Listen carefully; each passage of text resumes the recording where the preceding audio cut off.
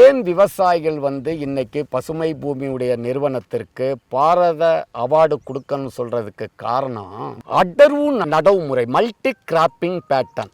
ஒரு செடியை நம்பி விவசாயிகள் இருக்கக்கூடாது. தென்னைன்னு சொன்னா தென்னையினுடைய நிழல்ல என்னென்ன வளரும், காய்கறி செடிகள் எல்லாமே வரும். கடலை, உளுந்து, சோளம், வாழை இதெல்லாம் போட்டுக்கிட்டு 5 வருஷத்துக்கு பிறகு பாக்கு, மிளகு, ஜாதிக்காய், அதுதான் மல்டி கிராப்பிங் பேட்டர்ன். அடர்வு நடைமுறையில தென்னை வருமானம் கொடுக்கணும், பாக்கு வருமானம் கொடுக்கணும், மிளகு கொடுக்கணும், ஜாதிக்காய் கொடுக்கணும், அன்னாசி கொடுக்கணும். இதே மாதிரி அடர்வு நடைமுறையில நம்ம நடவு செய்யலாம். தேனி பெட்டி இருக்கணும். ஒரு விவசாயிகளுடைய நண்பன் 2, ஒன்னு மண்புழுக்கள், இன்னொன்னு தேனி. ஏன்னா தேனீக்கள் இருந்தாதான் மகரந்த சேர்க்கைக்கு வரும். மலையினுடைய அடிவாரத்துல இருக்கிறதுனால நிறைய மூலிகைகள் இருக்கும், நிறைய மரப்பயிர்கள் இருக்கும். அப்ப தேனீக்கள் நம்ம தோட்டத்துல வரணும்னு சொன்னா தேனி பெட்டியும் வைக்கணும்.